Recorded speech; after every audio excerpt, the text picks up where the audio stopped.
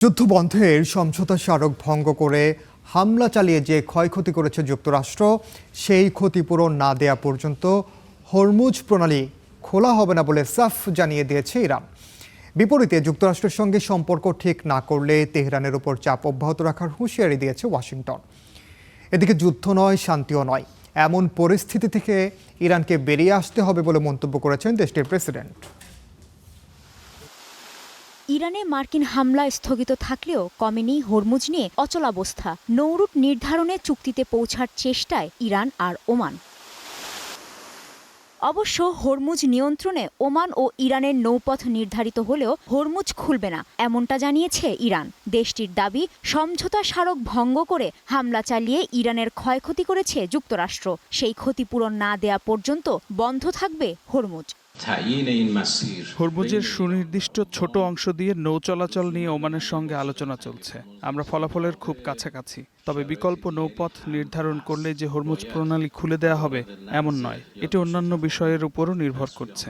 আমেরিকার পক্ষ থেকে সমঝোতা স্মারক লঙ্ঘনের জন্য ক্ষতিপূরণ দিতে হবে।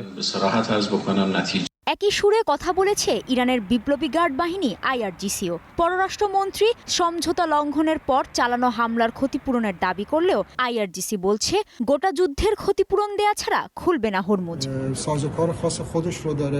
হরমুজ প্রণালী পুনরায় খোলা হবে কিনা তা নির্ভর করবে ইরানের সিদ্ধান্তের ওপর।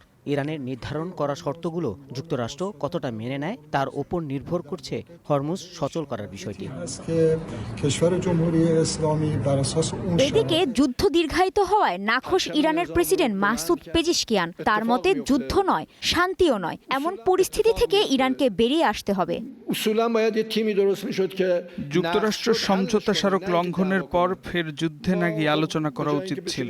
বর্তমানে ওমানের সঙ্গে আলোচনায় সেই সমাধানের পথই খোঁজা হচ্ছে। আল্লাহ চাইলে আমরা এমন একটি পর্যায়ে পৌঁছাতে পারব যেখান থেকে যুদ্ধ নয়, শান্তিও নয়, এমন পরিস্থিতি থেকে বেরিয়ে আসা সম্ভব হবে। এমন পরিস্থিতিতে যুক্তরাষ্ট্রের সঙ্গে সম্পর্ক ঠিক করতে ইরান রাজি না হলেও তেহরানের ওপর চাপ অব্যাহত রাখার হুঁশিয়ারি দিয়েছেন মার্কিন ভাইস প্রেসিডেন্ট। আমরা ইরানের পারমাণবিক কর্মসূচি ধ্বংস করেছি, তাদের প্রচলিত সামরিক সক্ষমতাও ধ্বংস করেছি। এখন আমরা দেখার চেষ্টা করছি যুক্তরাষ্ট্রের সঙ্গে সম্পর্ক গড়াতে তারা কতটা এগিয়ে আসে। তারা যদি এটি না করে তাতেও আমাদের সমস্যা নেই, আমরা যতটা সম্ভব চাপ প্রয়োগ করব।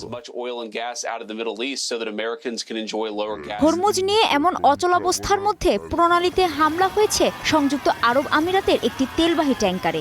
এই হামলার জন্য ইরানকে দায়ী করেছে আরব আমিরাত। হামলার নিন্দা জানিয়েছে সৌদি আরব আর ইয়েমেনও।